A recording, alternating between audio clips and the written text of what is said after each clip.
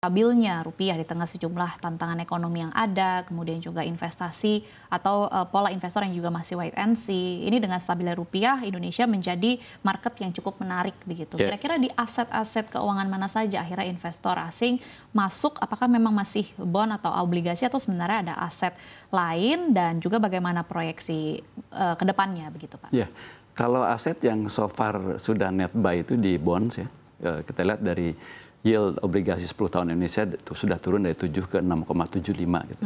Sebetulnya di indeks pun salah satunya digerakkan oleh saham-saham perbankan, terutama juga basic material seperti metal itu termasuk yang banyak diburu oleh asing karena proses dedolarisasi itu membuat emas menjadi salah satu instrumen bagi bank sentral untuk mengakumulasi, dan saya rasa pembelian bank sentral terhadap emas akan tetap berlanjut gitu ya.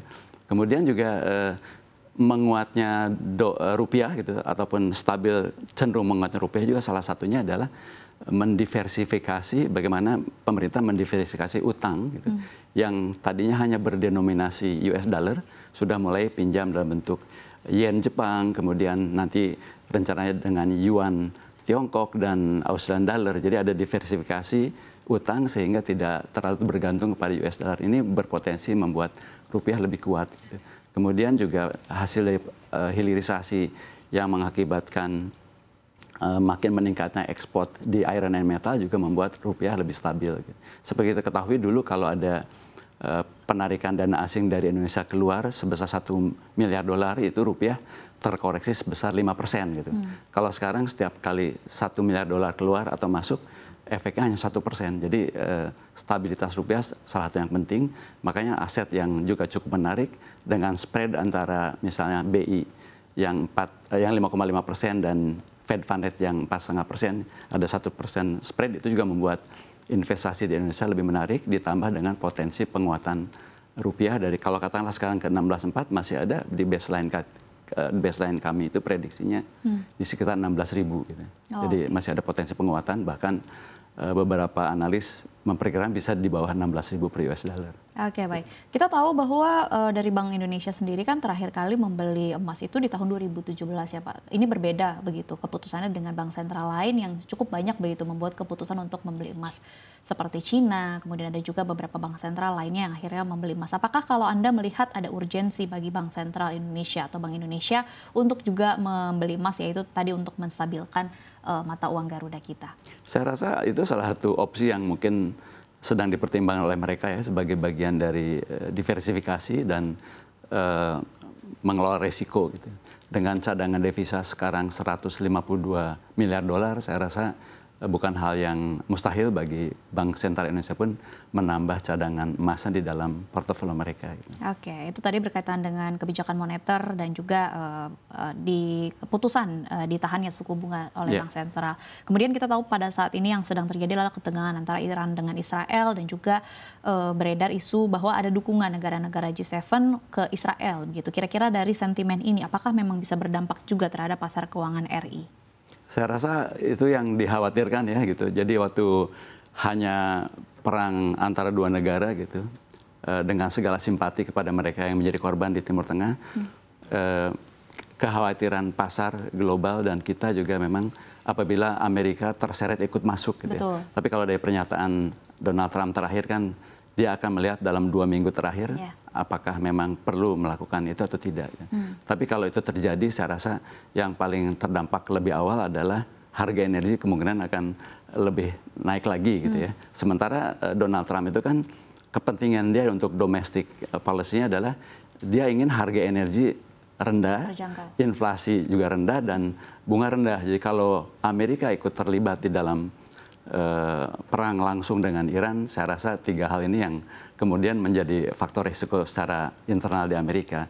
Sedangkan dari data juga kita ketahui sebetulnya 60% masyarakat Amerika tidak setuju Amerika untuk menggunakan dana hasil pajaknya ikut terlibat di dalam perang di luar negeri gitu. Sebagaimana yang kita ketahui kan Donald Trump juga coba berusaha untuk mendamaikan Rusia di Ukraina karena kepentingan tadi harga energi yang lebih rendah. Jadi dampak terhadap kita tentunya pasar akan mengalami potensi koreksi lah karena beberapa investor yang mengurangi aset-aset berisiko di emerging market seperti kita kemungkinan juga keluar dulu gitu ya dan mungkin mencari aset-aset yang lebih konservatif seperti itu.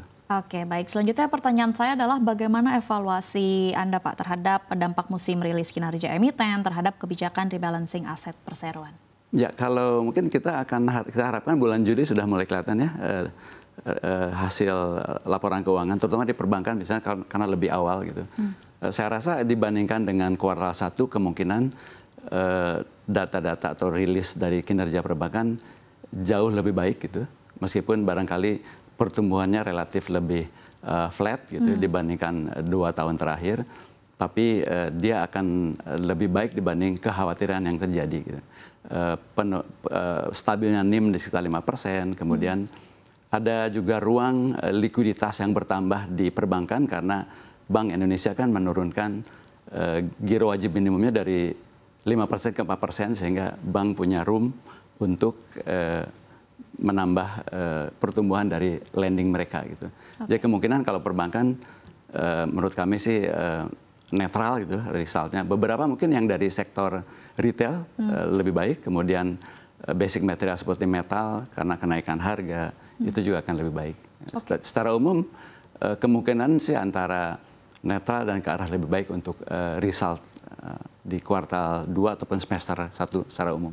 Oke, baik. Ini menarik. Berarti Bapak Agus masih melihat bahwa sebenarnya sektor perbankan ini masih diyakini akan resilient gitu di situasi seperti ini. Misalnya kalau kita lihat dari pertumbuhan DPK dan juga kredit ini kan melambat. Apakah memang sektor perbankan masih diyakini masih punya ruang untuk resilient begitu? Betul. Karena yang kita bandingkan nanti kan aktual dari result gitu ya, dibandingkan dengan ekspektasi.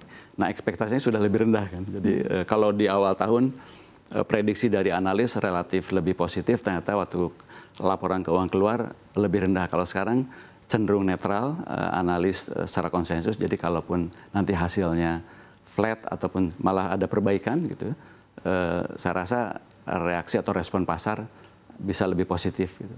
Apalagi kalau nanti di semester 2 ternyata ada penurunan tingkat bunga.